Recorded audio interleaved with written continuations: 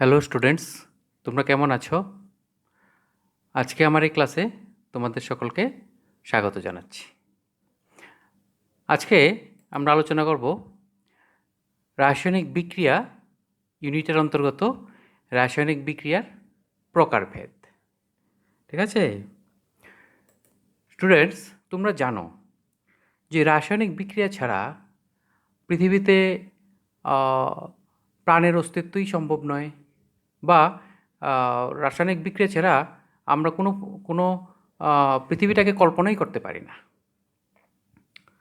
আমাদের চারপাশে ঘটে যাওয়া বিভিন্ন পরিবর্তন, যেমন উদ্ভিদ ও প্রাণীর বৃদ্ধি, খাদ্য উৎপাদন, খাদ্য পরিপাক, দহন,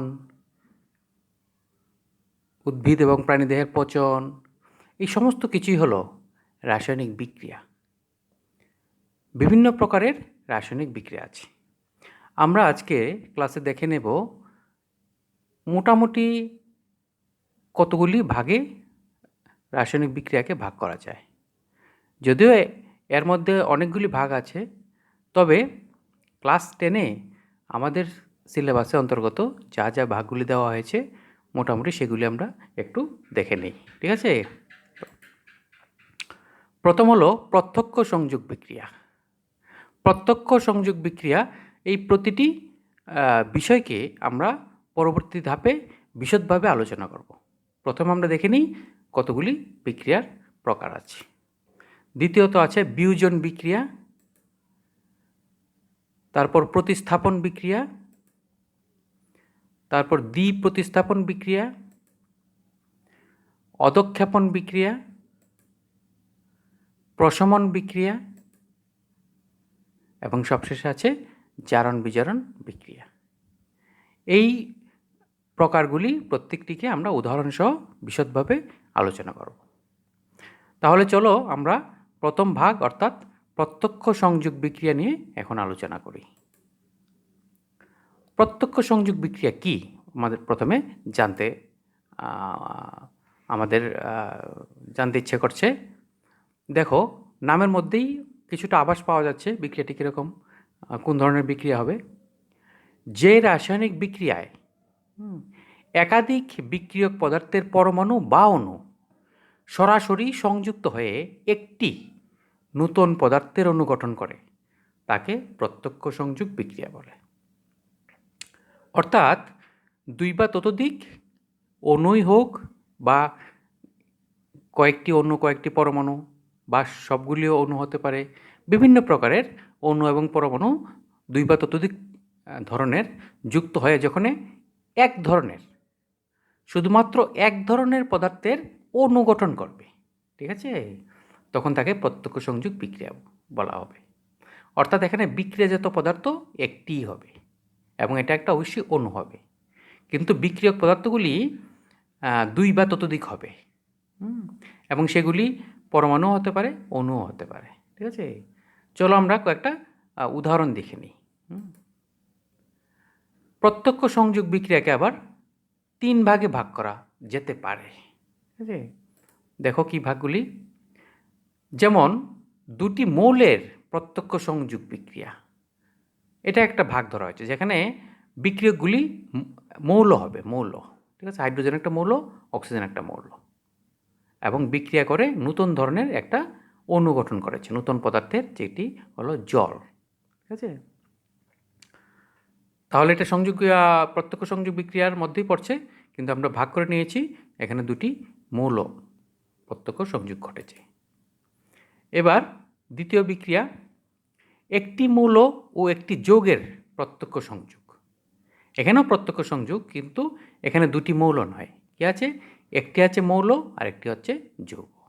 যেমন কার্বন মনোক্সাইডের সঙ্গে অক্সিজেনের বিক্রিয়া করে উৎপন্ন হয়েছে কার্বন ডাইঅক্সাইড। এটি উৎপন্ন হয়েছে একটি পদার্থ, এটা একটা অণু, কিন্তু যৌগ অণু, কিন্তু বিক্রিয়া করেছে একটি মৌল অণু আর এক ধরনের যৌগ অণু। ঠিক আছে,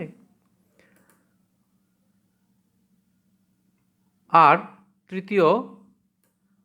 তৃতীয়টা এখানে স্লাইডের কারণে দেখা যাচ্ছে না, আমি বলে দিচ্ছি। দুটি যৌগের প্রত্যক্ষ সংযোগ। এখানে ছিল দুটি মৌল, এখানে ছিল একটি মৌল একটি যৌগ, আর এখানে আছে দুটি যৌগ। যেমন ক্যালসিয়াম অক্সাইড বিক্রিয়াটা তোমাদের পরিচিত, আমি বলে দিচ্ছি। ক্যালসিয়াম অক্সাইড অর্থাৎ পোড়াচুন, পোড়াচুনের সঙ্গে H2O জল যোগ করলে উৎপন্ন হয় কলিচুন, CaOH2, ক্যালসিয়াম হাইড্রোক্সাইড। তাহলে এখানে বিক্রিয়ক পদার্থগুলি কি? ক্যালসিয়াম অক্সাইড একটা অণু অর্থাৎ যৌগ, জল একটা অণু যৌগ, ঠিক আছে? তাহলে দুইটি যৌগের প্রত্যক্ষ সংযোগে উৎপন্ন হলো আরেকটি নূতন যৌগের অণু, ঠিক আছে? তাহলে আমরা দেখলাম যে প্রত্যক্ষ সংযোগ বিক্রিয়াকে 3 ভাগে ভাগ করা যায়। সবগুলি বিক্রিয়ার একই রকম, কিন্তু ওই বিক্রিয়ক পদার্থগুলি মৌল কিনা যৌগ তার উপর ভিত্তি করেই 3টি ভাগ করা হলো, ঠিক আছে? তাহলে মূল বিষয়বস্তুটা, প্রত্যক্ষ সংযোগ বিক্রিয়ার যে মূল বিষয়টা, সেটা তোমাদের ভালো করে বুঝতে হবে।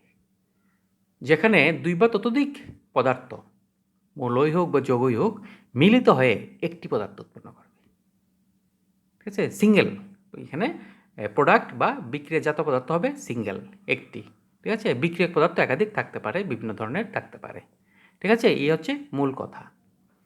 এবার আশা করি তোমরা বিভিন্ন বিক্রিয়া তোমাদেরকে দেওয়া হলে বা তোমরা দেখলে বুঝতে পারবে যে কোনটা প্রত্যক্ষ সংযোগ বিক্রিয়া। অনেকগুলি বিক্রিয়ার মধ্যে থেকে প্রত্যক্ষ সংযোগ বিক্রিয়াগুলিকে তোমরা চিহ্নিত করতে পারবে, ঠিক আছে? পারবে তো? ঠিক আছে। তাহলে এবার আমরা দ্বিতীয় বিক্রিয়াটাতে চলে যাই। দেখি দ্বিতীয় বিক্রিয়াটা কি জানি ছিল? বিয়োজন বিক্রিয়া, ঠিক আছে? যে রাসায়নিক বিক্রিয়ায় কোনো যৌগিক পদার্থের অণু ভেঙে একাধিক পদার্থের অণু গঠন করে তাকে বিয়োজন বিক্রিয়া বলে। এখানে কি হবে? এখানে কোনো যৌগিক পদার্থের অণু, অর্থাৎ কোনো যৌগিক পদার্থের অণু বলতে এখানে একটি পদার্থই বোঝানো হয়েছে, ঠিক আছে? একটি পদার্থ অণু ভেঙে একাধিক পদার্থের অণু গঠন করে। একাধিক পদার্থের মধ্যে এটা মৌল হতে পারে, আবার যৌগ হতে পারে, কিন্তু বিক্রিয়ক পদার্থ একটা যৌগই হবে, ঠিক আছে? দেখো উদাহরণগুলি দেখলে তোমরা আরও বুঝতে পারবে। বিয়োজন বিক্রিয়াকে আবার 3 ভাগে ভাগ করা যেতে পারে, যথা তাপীয় বিয়োজন, ঠিক আছে? যেমন ক্যালসিয়াম কার্বনেটকে উত্তপ্ত করলে calcium oxide plus carbon dioxide উৎপন্ন হবে, ঠিক আছে? তো তাপীয় বিয়োজন কেন বলা হয়েছে? তাপীয় বিয়োজন বলা হয়েছে কারণ এটা ক্যালসিয়াম কার্বনেটকে এমনিতেই রেখে দিলে বিয়োজিত হয় না, তাকে উত্তপ্ত করতে হয়, তাপ দ্বারা বিয়োজিত হয়। এই যে ভেঙে যাওয়াটা তাপের মাধ্যমে হয়, সেই জন্য তাপীয় বিয়োজন বলা হয়েছে। কিন্তু মূল কথাটা কি? মূল কথাটা হলো কোনো যৌগিক পদার্থের অণু ভেঙে একাধিক পদার্থের অণু গঠন করবে। দেখো তো মিল ওই সংজ্ঞাটার সঙ্গে এটা মিলে কিনা? কোনো যৌগিক পদার্থের অণু, তাহলে ক্যালসিয়াম কার্বনেট একটা যৌগিক পদার্থ, তার একটা অণু আছে এখানে, ভেঙে একাধিক পদার্থের অণু সৃষ্টি করবে। করলো তো একাধিক পদার্থ, একটা ক্যালসিয়াম অক্সাইডের অণু গঠন করলো, একটা কার্বন ডাইঅক্সাইডের অণু গঠন করলো, ঠিক আছে? তাহলে সঙ্গে সঙ্গে উদাহরণটা মিলে গেল, ঠিক আছে? আমরা দ্বিতীয় আরেকটা উদাহরণ দেখি। আলোক রাসায়নিক বিয়োজন। এখানে সিলভার ব্রোমাইডের অণু ভেঙে ধাতব সিলভার এবং ব্রোমিন উৎপন্ন হয়েছে, ঠিক আছে? এখানেও একটি পদার্থের একটি যৌগিক পদার্থই, কি তার নাম? সিলভার ব্রোমাইড, কিন্তু উৎপন্ন হয়েছে দুটি, মানে একাধিক। কি? সিলভার ধাতু, তার পরমাণুই অণু হিসেবে আমরা কল্পনা করতে পারি, আর ব্রোমিনের অণু। এই বিক্রিয়া সিলভার ব্রোমাইড যে বিয়োজিত হলো, কিসের দ্বারা বিয়োজিত হলো? কিসের উপস্থিতিতে? শর্তটা কী ছিল? আলোকের উপস্থিতিতে।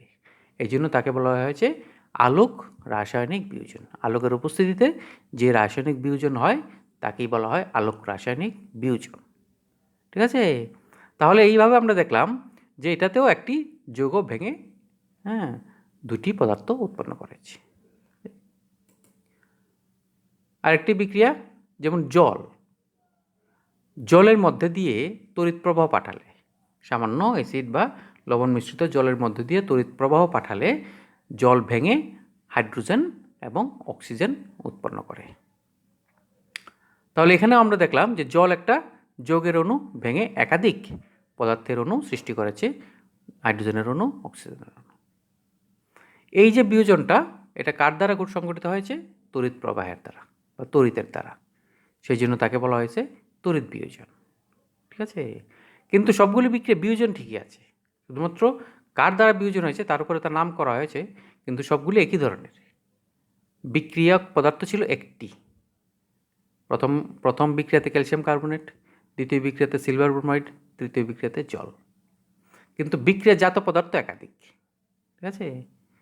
এখানে দুটি, এখানেও দুটি, এখানেও দুটি ভিন্ন পদার্থ। তাহলে সঙ্গে সঙ্গে উদাহরণগুলি মিলে যাচ্ছে। ঠিক আছে? যে রাসায়নিক বিক্রিয়ায় কোনো যৌগিক পদার্থের অণু ভেঙে একাধিক পদার্থের অণু গঠন করে তাকে বিয়োজন বিক্রিয়া বলে। ঠিক আছে? আচ্ছা, একটা ইন্টারেস্টিং রিলেশন তোমরা বুঝতে পেরেছো কিনা জানি না। দেখো, বিয়োজন বিক্রিয়াটা কিন্তু সংযোজন বিক্রিয়ার, প্রত্যক্ষ সংযোগ বিক্রিয়ার ঠিক উল্টো।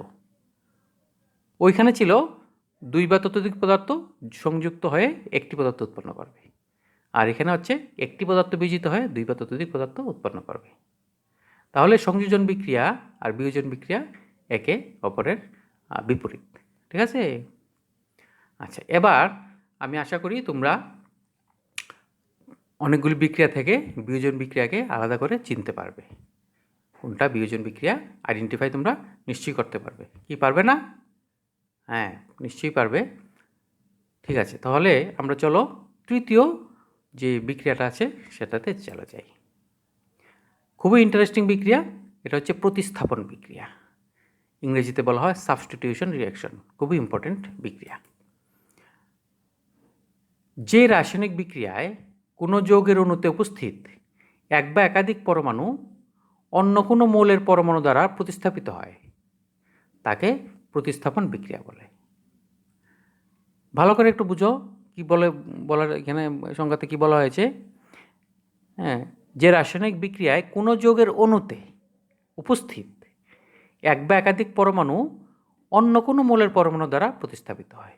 অর্থাৎ একটা যৌগের মধ্যে অনেকগুলি তো পরমাণু থাকে, তার মধ্যে কিছু পরমাণু অন্য পরমাণু দ্বারা প্রতিস্থাপিত হবে, অর্থাৎ তাদের বদলে অন্য পরমাণু তার মধ্যে ঢুকে যাবে। ঠিক আছে? এটা হলো প্রতিস্থাপন বিক্রিয়া। ইংরেজিতে বলা হয় সাবস্টিটিউশন রিঅ্যাকশন। উদাহরণটা দেখলে তোমাদের কাছে এটা পরিষ্কার হবে। দেখো, কয়েকটি প্রতিস্থাপন বিক্রিয়ার উদাহরণ এখানে দেওয়া হয়েছে। প্রথমত দেওয়া হয়েছে কপার সালফেটের সঙ্গে আয়রনের বিক্রিয়া। কপার সালফেটের জলীয় দ্রবণে যদি আয়রন এর ছুরি বা আয়রনের লোহার কোনো টুকরো দিয়ে দেওয়া হয়, তাহলে এই আয়রন কি করে? কপার সালফেট থেকে কপারকে প্রতিস্থাপিত করে। এই আয়রন কপারের স্থান দখল করে আর কপারকে এখানে সরিয়ে দেয়, মানে অধক্ষিপ্ত করে দেয়। তাহলে এখানে কপারের স্থান যদি আয়রন দখল করে তাহলে CuSO4 এর জায়গায় কী হবে? FeSO4, আর কপার বেরিয়ে যাবে। তাহলে এটা একটা প্রতিস্থাপন বিক্রিয়া। এই বিক্রিয়ায় কে কাকে প্রতিস্থাপিত করলো? আয়রন কপারকে প্রতিস্থাপিত করলো। তাহলে সঙ্গে সঙ্গে উদাহরণটা মিলে যাচ্ছে যে রাসায়নিক বিক্রিয়ায় কোনো যৌগের অণুতে উপস্থিত যৌগটা কি? Copper sulphate. এই কপার সালফেট অণুতে উপস্থিত এক বা একাধিক পরমাণু, কোন পরমাণু? কপার পরমাণু, অন্য কোনো মৌলের পরমাণু দ্বারা প্রতিস্থাপিত হয়। অন্য মৌলের পরমাণুটাকে এখানে আয়রন দ্বারা প্রতিস্থাপিত হয়েছে, সেই জন্য তাকে বলা হয়েছে প্রতিস্থাপন বিক্রিয়া। ঠিক আছে? আমরা এটা খুব ফেমাস এই বিক্রিয়া, কারণ কপার সালফেটের যে জলীয় দ্রবণটা এটা নীল, খুব সুন্দর নীল বর্ণ, আর একটা আয়রনের টুকরা, একটা লোহার, মনে করো লোহার পেরেক, সেটাকে শিরিষ কাগজ বা স্যান্ড পেপার দিয়ে ভালো করে ঘষে একদম চকচকে করে আমরা তার মধ্যে ডুবিয়ে রেখে দিলাম। ডুবিয়ে আমরা বেশ কিছুক্ষণ আমরা অপেক্ষা করলাম, ঘন্টা 2 ঘন্টা অপেক্ষা করলাম। দেখবো কপার সালফেটের নীল বর্ণ আর থাকছে না, বর্ণ একদম হালকা হয়ে গেছে, প্রায় বর্ণহীন হালকা সবুজ বর্ণের দ্রবণ উৎপন্ন হয়ে গেছে, আর যে চকচকে লোহার পেরেক ছিল তার উপরে লালচে বাদামি বর্ণের অধক্ষেপ পড়ে গেছে। কেন এরকমটা হলো? কারণ বিক্রিয়ার আগে তো নীল বর্ণের কপার সালফেট ছিল, কিন্তু বিক্রিয়ার পরে তো আর কপার সালফেট নেই। কী হয়েছে? ফেরাস সালফেট, তার বর্ণ তো হালকা সবুজ, যার জলীয় দ্রবণ আরও হালকা দ্রবণ। আর চকচকে আয়রন বাদামি হয়ে গেল, বাদামি লালচে বাদামি হয়ে গেল কেন? কারণ আয়রন যে কপারকে প্রতিস্থাপিত করলো, সেই কপারগুলি আয়রনের এই লোহার পেরেকের উপরেই এসে জমা হতে থাকলো। লোহার পেরেকের থেকে কিছু আয়রন গিয়ে, এখান থেকে কিছু আয়রন ছুটে গিয়ে ওই দ্রবণে চলে গেল, আর দ্রবণ থেকে কপার একটা প্যারেকের উপরে এসে অধক্ষিপ্ত হয়ে গেল। ছবিতে তোমরা দেখতে পাচ্ছ এরকম, হয়তো তোমরা ক্লাস 9-এ প্র্যাকটিক্যাল ক্লাসে কিছুটা দেখে থাকবে এরকম পরীক্ষা। এরকম পরীক্ষা করা হয়ে থাকে, তোমরা হয়তো দেখেছো। কপার সালফেট নীল বর্ণ, তার মধ্যে একটি সুতা দিয়ে বেঁধে চকচকে একটি আয়রনের প্যারেক, লোহার প্যারেক ডুবিয়ে রাখা হয়েছে। কিছুক্ষণ পরে এরকম দেখা যাবে, লোহার প্যারেকের উপরে বাদামি বর্ণের আস্তরণ অর্থাৎ কপারের আস্তরণ, এবং যেই নীল বর্ণের দ্রবণটা সেটা হালকা সবুজ বর্ণে পরিণত হয়ে গেছে। ঠিক আছে, তাহলে তোমরা প্রতিস্থাপন বিক্রিয়াটা বুঝতে পারলে। এরকম অনেক উদাহরণ আছে। আরেকটা এখানে উদাহরণ আছে, আমরা এখানে দেখাচ্ছি। সালফিউরিক অ্যাসিড, লঘু সালফিউরিক অ্যাসিড দ্রবণের মধ্যে যদি আমরা জিঙ্কের ছিবড়া মানে জিঙ্কের টুকরো আমরা যোগ করি, তাহলে দেখা যায় বুদবুদ আকারে গ্যাস উৎপন্ন হতে থাকে। গ্যাসটিকে বিশ্লেষণ করে দেখা যায় সেটি হলো হাইড্রোজেন গ্যাস। তাহলে হাইড্রোজেন গ্যাস কোথা থেকে আসলো? এই যে জিঙ্ক, এই জিঙ্ক কী করলো? সালফিউরিক অ্যাসিডের হাইড্রোজেনকে প্রতিস্থাপিত করে দিল, হয়ে গেল H2SO4 এর জায়গায় ZnSO4 এবং H2 বেরিয়ে গেল। একটা জিঙ্ক, যেহেতু জিঙ্কের যোজ্যতা হলো 2 আর হাইড্রোজেনের যোজ্যতা হলো 1, সেজন্য একটা জিঙ্ক 2টা হাইড্রোজেনকে প্রতিস্থাপিত করবে, হয়ে গেল ZnSO4 প্লাস H2। এই H2 বুদবুদ আকারে হাইড্রোজেন গ্যাস নির্গত হতে থাকে। ঠিক আছে, তাহলে এটাও একটা প্রতিস্থাপন বিক্রিয়া। এখানে জিঙ্ক হাইড্রোজেনকে প্রতিস্থাপিত করে। এইরকম বিক্রিয়া তোমরা ল্যাবরেটরিতে দেখে থাকবে, করা হয়। লঘু সালফিউরিক অ্যাসিডের মধ্যে জিঙ্কের ছিবড়া দিয়ে রাখা হয়, এখানে একটা রাবার কর্ক দিয়ে এক নির্গম নল প্রবেশ করে দেওয়া হয়, ফলে এখান থেকে হাইড্রোজেন গ্যাস নির্গত হতে থাকে। এবং এই মুখের মধ্যে যদি আমরা ক্যান্ডেল ধরি, তাহলে দেখা যায় নীল শিখা গ্যাসটা জ্বলতে থাকে। ঠিক আছে, তাহলে এবার তোমরা প্রতিস্থাপন বিক্রিয়া কি জানলে, এবং বিভিন্ন বিক্রিয়াকে ভালো করে পর্যবেক্ষণ করে তোমরা প্রতিস্থাপন বিক্রিয়াকে চিনতে পারবে, আইডেন্টিফাই করতে পারবে। ঠিক আছে, তাহলে আমরা প্রতিস্থাপন বিক্রিয়া সম্পর্কে জানলাম। ঠিক আছে, তাহলে এবার চলো নেক্সট দ্বি প্রতিস্থাপন বিক্রিয়াতে আমরা যাই।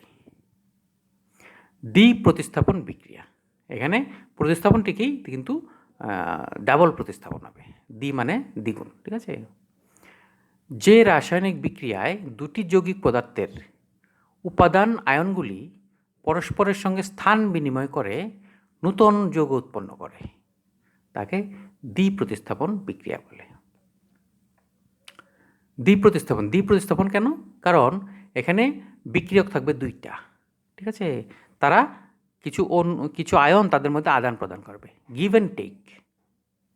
এ যদি বিকে দেয় একটা অংশ, বিও একে দেবে একটা অংশ, এই জন্য বলা হচ্ছে দ্বি প্রতিস্থাপন। ঠিক আছে, এর একটা অংশ গিয়ে বির একটা অংশকে প্রতিস্থাপিত করবে, আবার বির একটা অংশ এর একটা অংশকে প্রতিস্থাপন করবে, এই জন্য বলা হচ্ছে দ্বি প্রতিস্থাপন। ঠিক আছে, তোমরা কয়েকটা উদাহরণ দেখলেই তোমাদের কাছে বিষয়টা পরিষ্কার হয়ে যাবে। যেমন কয়েকটি দ্বি প্রতিস্থাপন বিক্রিয়ার উদাহরণ হলো, সোডিয়াম সালফেট এর একটা জলীয় দ্রবণ, তার সঙ্গে যদি আমরা বেরিয়াম ক্লোরাইডের জলীয় দ্রবণ মিশ্রিত করি, তাহলে উৎপন্ন হবে বেরিয়াম সালফেট এবং সোডিয়াম ক্লোরাইড দ্রবণ। বেরিয়াম সালফেট কঠিন উৎপন্ন হবে এবং সোডিয়াম ক্লোরাইড দ্রবণ উৎপন্ন হবে। এই বিক্রিয়া সোডিয়াম সালফেটের সঙ্গে বেরিয়াম ক্লোরাইড যে আমরা মিশ্রিত করলাম, এখানে যে দ্বি প্রতিস্থাপন বিক্রিয়া ঘটলো সেটা আমরা বুঝবো কী করে? ঠিক না, জানবো কী করে কে কাকে প্রতিস্থাপন করলো, কীভাবে করলো? ঠিক আছে, লক্ষণগুলো কি বিক্রিয়ার? দেখো, লক্ষণগুলো আমি এখানে বসিয়ে দিয়েছি। সোডিয়াম সালফেট দ্রবণ হলো বর্ণহীন, একদম জলের মতো স্বচ্ছ। বেরিয়াম ক্লোরাইড হলো বর্ণহীন, জলের মতো স্বচ্ছ। যেই মাত্র দুইটা মিশিয়ে দিলাম সাদা হয়ে যাবে।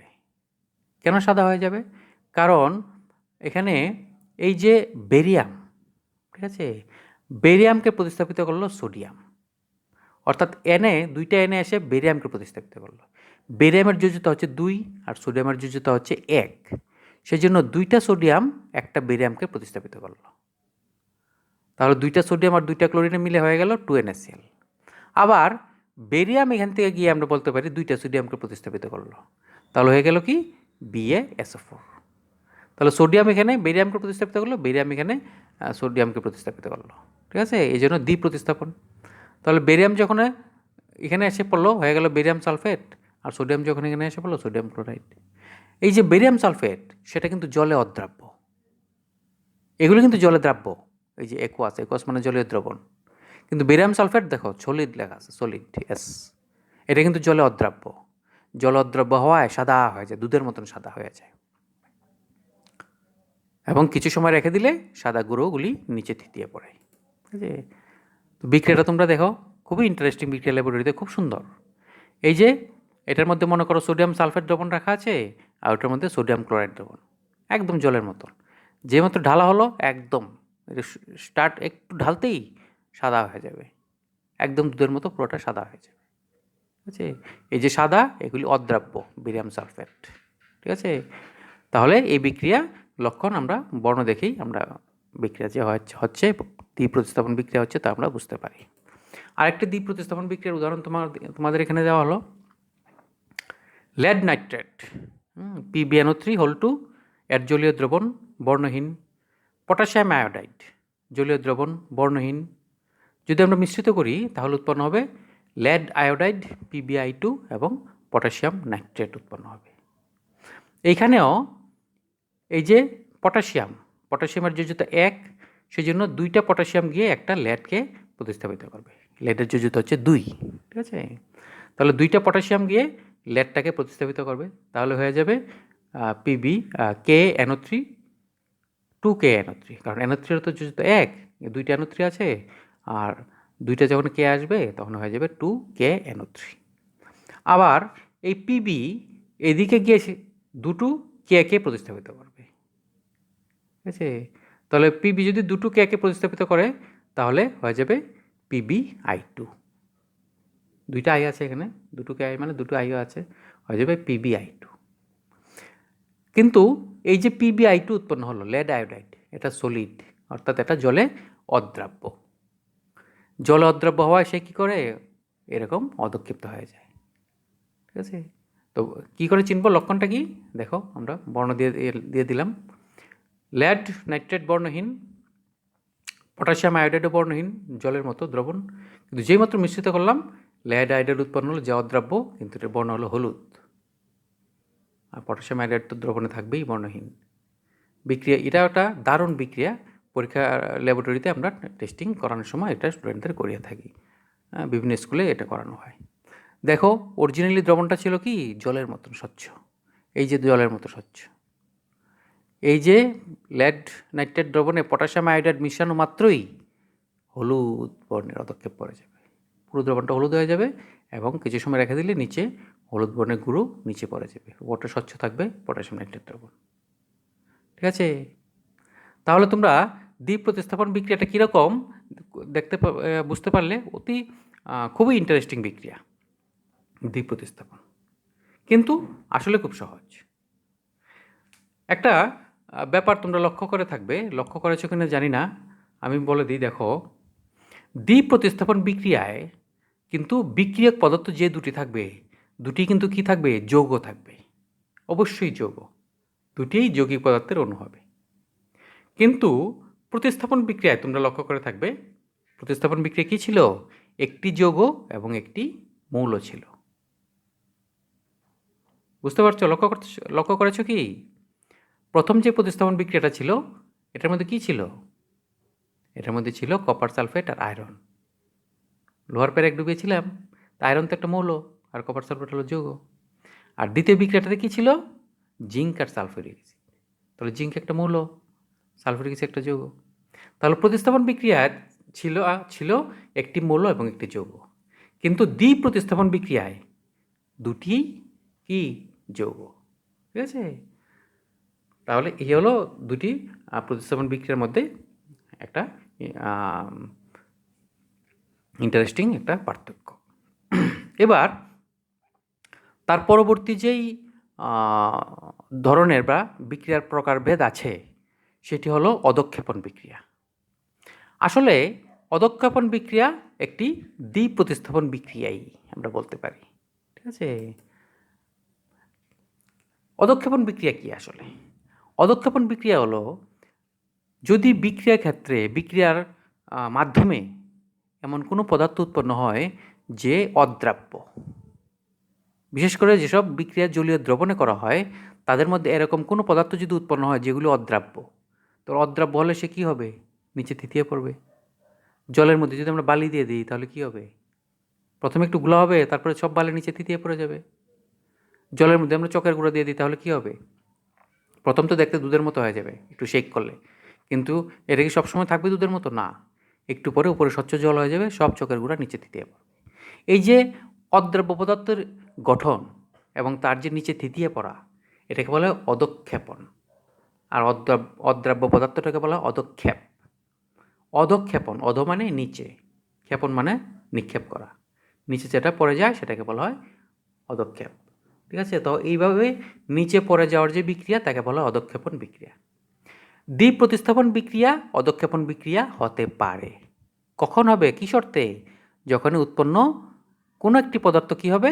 অদ্রাব্য, মানে সলিড। এখানে সলিড দেওয়া হয়েছে কারণ সেটা এই জলে দ্রবীভূত হচ্ছে না, দ্রবণের মধ্যে দ্রবীভূত হচ্ছে না। তাহলে এখানে যে দুটি বিক্রিয়া, যেই দুটি দ্বীপ প্রতিস্থাপন বিক্রিয়া এখানে উদাহরণ দেওয়া হলো, দুটিই অধঃক্ষেপণ বিক্রিয়া। ঠিক আছে? তবে আমরা এটা বলতে পারি না যে সব দ্বীপ প্রতিস্থাপন বিক্রিয়াই অধঃক্ষেপণ বিক্রিয়া হবে। ঠিক আছে? এটা নাও হতে পারে, কিন্তু অনেক দ্বীপ প্রতিস্থাপন বিক্রিয়াই অধঃক্ষেপণ বিক্রিয়া। বিশেষ করে এখানে যে দুটি দেওয়া হলো, অদ্রাব্য পদার্থ উৎপন্ন হয় নিচে অধঃক্ষেপ পড়া মানেই অধঃক্ষেপণ বিক্রিয়া। ঠিক আছে? তাহলে আমরা অধঃক্ষেপণ বিক্রিয়া দেখলাম। এবার আমরা পরবর্তী বিক্রিয়াতে যাচ্ছি, প্রশমন বিক্রিয়া, নিউট্রালাইজেশন। প্রশমন শব্দটা খুবই কমন। এই রসায়ন ছাড়াও প্রশমন কথাটা অনেক ক্ষেত্রে ব্যবহার করা হয়। এটা লিটারেচারে ব্যবহার করা হয়, অন্যান্য বিষয়ে ব্যবহার করা হয়।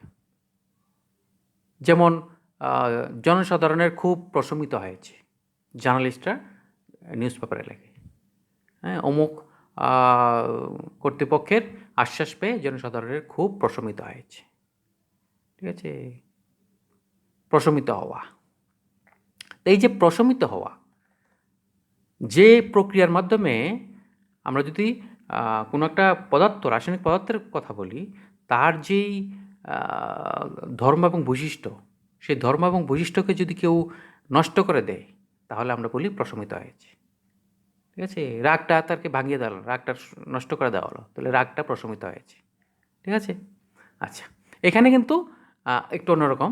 তো বেসিক জিনিসটা একই রকম। একটি পদার্থের যদি তার ধর্ম এবং বৈশিষ্ট্যকে আমরা নষ্ট করে দিতে পারি তাহলে আমরা বলবো যে তার প্রশমিত হয়েছে।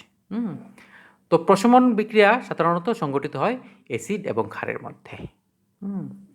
তুল্যাঙ্ক পরিমাণ অ্যাসিড ও ক্ষারের পারস্পরিক বিক্রিয়ায় অ্যাসিড ও ক্ষারের ধর্ম সম্পূর্ণ লোপ পেয়ে লবণ ও জল উৎপন্ন হওয়ার প্রক্রিয়াকে প্রশমন বিক্রিয়া বলে। অ্যাসিড ও ক্ষারের পারস্পরিক বিক্রিয়ায়, ঠিক আছে, কি উৎপন্ন হয়? লবণ ও জল উৎপন্ন হয়। বিক্রিয়ার আগে ছিল অ্যাসিড ও ক্ষার, বিক্রিয়ার পরে হয়ে গেছে লবণ ও জল। দেখো, যেমন hydrochloric acid plus sodium hydroxide উৎপন্ন হয়েছে সোডিয়াম ক্লোরাইড প্লাস জল। অ্যাসিড এবং ক্ষার বিক্রিয়া করে লবণ ও জল উৎপন্ন করল। অ্যাসিড কত তীব্র, হাত দিলে হাত পুড়ে যায়, লিটমাস এটার মধ্যে লাল হয়ে যায়। অনেক বিক্রিয়া টিক্রিয়া করে, ধাতুর সঙ্গে বিক্রিয়া করে। তোমরা জানো অ্যাসিডের কত মারাত্মক প্রভাব। ক্ষারও এরকম, ক্ষার হাত দিলে হাতের চামড়া ফেটে যায়, চামড়া গলে যায়, এরকম নষ্ট হয়ে যায়। ক্ষার অনেক ধাতু অধাতুর সঙ্গে বিক্রিয়া করে। কিন্তু এত তার তীব্রতা, তার অ্যাসিডেরও এত তীব্রতা, কিন্তু যেই মাত্র এই দুটা বিক্রিয়া করলো উৎপন্ন হলো কি? লবণ ও জল। অ্যাসিড আমরা হাত দেওয়ার চিন্তাও করতে পারি না, অ্যাসিডের মধ্যে, ক্ষারের মধ্যে হাত দেওয়ার চিন্তাও করতে পারি না। কিন্তু যেইমাত্র এই দুটো বিক্রিয়া করলো, বিক্রিয়ার পর কি উৎপন্ন হলো? সোডিয়াম ক্লোরাইড ও জল। আগে কি রুদ্র তাদের বৈশিষ্ট্য এবং ব্যবহার ছিল, কিন্তু বিক্রিয়ার পরে কি অমায়িক হয়ে গেল প্রশম। লবণ, তোমাদের অনেকেরই ফেভারিট লবণ, বিশেষ করে এই তো কাঁচা আমের দিন আসছে, লবণ দিয়ে আম খাওয়া। জিহ্বাতে লবণ লাগানো, আর জল তো বলেই আপনি জীবন। তাহলে কি HCl ছিল, সে প্রশমিত হয়ে কি হলো? কি NaOH ছিল, প্রশমিত হয়ে কি হলো? বুঝেছ? এটা কি বলে? প্রশমন বিক্রিয়া। এত তীব্র বৈশিষ্ট্যে সব নষ্ট হয়ে গেল, কিছুই নেই তার মধ্যে। আমরা গ্রামের ভাষায় বলি অ্যাসিডের অ নাই এর মধ্যে, ঠিক আছে? ক্ষারের খ নাই এর মধ্যে, সব প্রশমিত হয়ে গেল, একটা একটা কাটাকাটি, ঠিক আছে? আমরা বলি না, ঠিক আছে কাটাকাটি, এরকম কাটাকাটি হয়ে গেল। এরকমভাবে আরেকটা বিক্রিয়া দেওয়া হলো, একই রকমভাবে সালফিউরিক অ্যাসিড মারাত্মক তীব্র, NaOH মারাত্মক তীব্র ক্ষার, কিন্তু দুটো মিশিয়ে দিলে একে অপরকে প্রশমিত করে, বিক্রিয়ার ফলে উৎপন্ন সোডিয়াম সালফেট লবণ এবং জল। যদিও এটা খাওয়ার লবণ না, তারপরও অত্যন্ত প্রশমিত। এটাও মুখে লাগলেও তেমন কিছু ক্ষতি হবে না, হাতে লাগলে তো হবেই না, আর জল তো তোমরা জানো। আচ্ছা, তাহলে তোমরা বুঝতে পারলে যে প্রশমন বিক্রিয়া, প্রশমন বলতে এখানে অ্যাসিড এবং ক্ষারের ধর্মের প্রশমন বলা হয়েছে, ধর্মটাই প্রশমিত হয়ে যায়। এখানে একটা জিনিস তোমাদের বলে রাখি, যে অ্যাসিড ক্ষার এর বিক্রিয়া হলেই সেটা প্রশমন বিক্রিয়া নাও হতে পারে। আমি বলতে পারি এরকমভাবে যে সব প্রশমন বিক্রিয়াই অ্যাসিড ক্ষার বিক্রিয়া, কিন্তু সব অ্যাসিড ক্ষার বিক্রিয়া প্রশমন বিক্রিয়া নাও হতে পারে। তো আমরা এখানে দেখছি যে অ্যাসিড প্লাস ক্ষার লবণ প্লাস জল হয়ে যাচ্ছে, প্রশমিত হয়ে যাচ্ছে, কিন্তু আবার অ্যাসিড ক্ষারের বিক্রিয়া প্রশমন বিক্রিয়া না হয় কি করে? দেখো, আমরা যদি অ্যাসিডটা বেশি পরিমাণে নিই, ঠিক আছে? অ্যাসিড নিলাম আমি 20 ml একই গারত্বের, আর ক্ষার নিলাম একই গারত্বের 10 ml। তাহলে কি হবে? এখানে 20 ml এর মধ্যে 10 ml অ্যাসিড আর 10 ml ক্ষার বিক্রিয়া করবে, কারণ ক্ষার তো নিয়েছি আমরা 10 ml, তাহলে এখানে 10 ml অ্যাসিড এক্সট্রা থেকে যাবে, ঠিক আছে? অ্যাসিড নিয়েছি দ্বিগুণ পরিমাণ, ক্ষার নিয়েছি অর্ধেক, তাহলে এখানে 20 ml এর মধ্যে 10 ml শুধু 10 ml এর সঙ্গে বিক্রিয়া করবে, আর 10 ml থেকে যাবে। তাহলে এখানে সেই ক্ষেত্রে বিক্রিয়ার মধ্যে NaCl উৎপন্ন হবে, ঠিক আছে? NaCl উৎপন্ন হবে, জল উৎপন্ন হবে, প্লাস 10 ml অতিরিক্ত অ্যাসিডও থেকে যাবে। সেই ক্ষেত্রে আমি বিক্রিয়া, এখানে অ্যাসিড ক্ষার বিক্রিয়া হয়নি সেই কথা তো বলতে পারবো না, অ্যাসিড ক্ষার বিক্রিয়া হয়েছে, কিন্তু প্রশমিত হয়েছে কি না? প্রশমিত হয়নি, সেই দ্রবণটাতে তখনও অ্যাসিড রয়ে গেছে।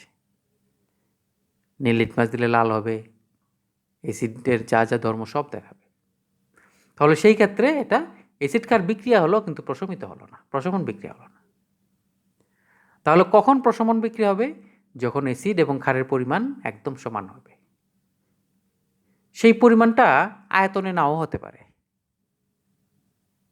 কি করে আয়তনে নাও হতে পারে? মনে করো গারত্ব মাপার একক হচ্ছে নর্মালিটি, ঠিক আছে? 1 normal 10 ml acid, 1 normal 10 ml ক্ষারকে একদম সম্পূর্ণভাবে প্রশমিত করবে এবং প্রশমন বিক্রিয়া হবে। এবার আমরা যদি এখানে 10 ml 1 নর্মাল অ্যাসিড নিই আর 5 ml 2 নর্মাল, অর্থাৎ আয়তনটাকে কমিয়ে দিলাম অর্ধেক, কিন্তু গারত্ব যেটা নর্মালিটি 1 ছিল সেটাকে নর্মালিটি 2 করে দিলাম, গারত্ব করে দিলাম দ্বিগুণ, তাহলেও কিন্তু প্রশমন বিক্রিয়া হবে। আয়তন কিন্তু সমান না, কিন্তু প্রশমিত হবে। কেন? তার আয়তন অর্ধেক হলো, গারত্ব তো দ্বিগুণ। বুঝতে পারছো ব্যাপারটা? আয়তন অর্ধেক হলো, গারত্ব দ্বিগুণ। যেমন তোমরা অনেকেই তোমরা জানো যে দুধ যে মিষ্টির দোকানে বিক্রি করে, তারা দুধ লিটার হিসাবে কিনে না। আমারও শোনার কথা, আমিও শুনেই বলছি। কি করে? তারা ছানা বানিয়ে, কতটুকু ছানা হলো দুধের থেকে সেই হিসেবে তাদেরকে পয়সা দেয়। তাহলে তুমি যদি 1 লিটার দুধের মধ্যে জল দিয়ে 1.5 লিটার বানিয়ে দাও, তাহলে কি বেশি ছানা উৎপন্ন হবে? নিশ্চয়ই না। তাহলে তোমার 1.5 লিটার দুধের যা ছানা হবে, আর একজনের 1 লিটার দুধেরও সেই ছানাই উৎপন্ন হবে। তাহলে এই যে 1.5 লিটার পাতলা দুধ আর 1 লিটার ঘন দুধ কি হলো? সমান। এটাকে বলা হচ্ছে তুল্যাঙ্ক পরিমাণ। এখানেও সেম, অ্যাসিড যদি বেশি হয়, হ্যাঁ, এবং তার গাঢ়ত্ব কম হয়, ক্ষার যদি কম হয় এবং গাঢ়ত্ব বেশি হয়, তাহলে তুল্যাঙ্ক পরিমাণ হতে পারে। এই জন্যই বলা হয়েছে তুল্যাঙ্ক পরিমাণ। এখানে সমান পরিমাণ বলেনি। সমান পরিমাণ হলে তো সমান কিসের সমান? আয়তনের সমান, না গাঢ়ত্বের সমান, না কিসের সমান? ঠিক আছে? এই জন্য তুল্যাঙ্ক পরিমাণ। তুল্যাঙ্ক পরিমাণ মানে অর্থাৎ বোঝানো হয়েছে আয়তন ইন্টু গাঢ়ত্ব। ঠিক আছে? 10 ml ইন্টু 1 নর্মাল মানে 10 ইন্টু 1 10, আর এখানে 5 ml ইন্টু 2 নর্মাল, তাহলে 5 ইন্টু 2 10 হলো তো সমান। তো তুল্যাঙ্ক পরিমাণটা বের করা হয় আয়তন ইন্টু তার গাঢ়ত্ব দিয়ে। তাহলে তুল্যাঙ্ক পরিমাণে যদি আমরা অ্যাসিড এবং ক্ষার নেই, তাহলে বিক্রিয়াটা কী হবে? প্রশমিত হবে। আর যদি তুল্যাঙ্ক পরিমাণ না নেই, কোনো একটার পরিমাণ যদি সামান্য একটু কম বেশি থাকে, তাহলে অ্যাসিড ক্ষার বিক্রিয়া হবে, কিন্তু প্রশমন বিক্রিয়া হবে না। ঠিক আছে? তো আজকে আমরা এতটুকুই আলোচনা করব। পরবর্তী আর একটা বিক্রিয়া রয়ে গেছে জারণ বিজারণ, যেটা একটু বিশদভাবে আলোচনা করার প্রয়োজন রয়েছে, সেই জন্য আমরা নেক্সট ক্লাসে একটা আলোচনা করব। তাহলে চলো আমরা দেখে নিই আজকের হোমওয়ার্কে কী আছে। নিম্নলিখিত রাসায়নিক বিক্রিয়াগুলি কী ধরনের বিক্রিয়া তা উল্লেখ করো। এখানে 4টি বিক্রিয়া দেওয়া হয়েছে। তোমরা এগুলিকে ভালোভাবে লক্ষ্য করে আইডেন্টিফাই করবে এটি কি প্রত্যক্ষ সংযোগ বিক্রিয়া, না বিয়োজন বিক্রিয়া, না প্রতিস্থাপন, না দ্বি প্রতিস্থাপন। ঠিক আছে? তো এভাবে বাড়িতে এগুলি খাতায় লিখে নেবে সুন্দর করে। কপার সালফেটের জলীয় দ্রবণে লোহার পেরেক ডুবানো হলে দ্রবণের বর্ণ হালকা হয়ে যায় কেন? এটা ইতিমধ্যে আলোচনা করা হয়েছে, তোমরা গুছিয়ে একটু লিখে নেবে। এক্ষেত্রে আর কি পরিবর্তন পরিলক্ষিত হয়? আমরা আলোচনা করার সময় আরও পরিবর্তন বলেছি, তোমরা ক্লাসটা ফলো করলেই এটা জানতে পারবে। ঠিক আছে? সালোক সংশ্লেষ কী ধরনের বিক্রিয়া? এটা উদাহরণ আলোচনা করা হয়নি, তাহলে তোমরা নিজেরা আলোচনা করে এই বিক্রিয়ার টাইপ কোন টাইপের মধ্যে পড়ছে সেটা নির্ধারণ করবে। ঠিক আছে? NaCl এবং AgNO3 সোডিয়াম ক্লোরাইডের জলীয় দ্রবণ এবং সিলভার নাইট্রেটের জলীয় দ্রবণের বিক্রিয়ায় কঠিন AgCl এবং NaNO3 সোডিয়াম নাইট্রেটের দ্রবণ উৎপন্ন হয়। এটি কী ধরনের বিক্রিয়া? এখানে কার কার মধ্যে বিক্রিয়া এবং কী কী উৎপন্ন হয় বলা দেওয়া হয়েছে। কী ধরনের বিক্রিয়া তোমাদের বলতে হবে। ভালো করে প্রশ্নটা প্রত্যেকটা শব্দ লক্ষ্য করবে এবং তারপর বলবে। ঠিক আছে?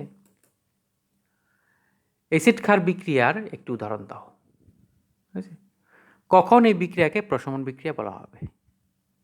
আলোচনা যখন আমরা করেছি ভালো করে সেটা আবার রিপিট করে শুনবে, তারপরে প্রশ্নগুলির আনসার দেবে। কখন কোনো দ্বি প্রতিস্থাপন বিক্রিয়াকে অধঃক্ষেপণ বিক্রিয়া বলা হয়? একটি দ্বি প্রতিস্থাপন বিক্রিয়ার উদাহরণ দাও যা অধঃক্ষেপণ বিক্রিয়া নয়। আমরা এখানে যেই দুটো উদাহরণ দিয়েছি তারা অধঃক্ষেপণ বিক্রিয়া, কিন্তু তোমাকে এমন একটা উদাহরণ খুঁজে বের করতে হবে যেটা অধঃক্ষেপণ বিক্রিয়া না। ঠিক আছে? তাহলে এর সঙ্গেই আজকের আমাদের আলোচনা এখানে আমরা শেষ করছি। তোমাদের যদি কোনো কোয়েরি থাকে, কোনো জিজ্ঞাসার কিছু থাকে, কোনো কিছু বুঝতে অসুবিধা হয়, তাহলে অবশ্যই আমাকে হোয়াটসঅ্যাপ করে তোমার প্রশ্ন পাঠিয়ে দেবে। আমি সেই ডাউট তোমার ক্লিয়ার করার চেষ্টা করব। ঠিক আছে? তাহলে আজকের ক্লাস আমরা এখানেই শেষ করছি। তো আজকের ক্লাসে তোমরা অংশগ্রহণ করায়, আজকের ভিডিওটি দেখায় সবাইকে আমি জানাচ্ছি ধন্যবাদ এবং থ্যাংক ইউ। ঠিক আছে?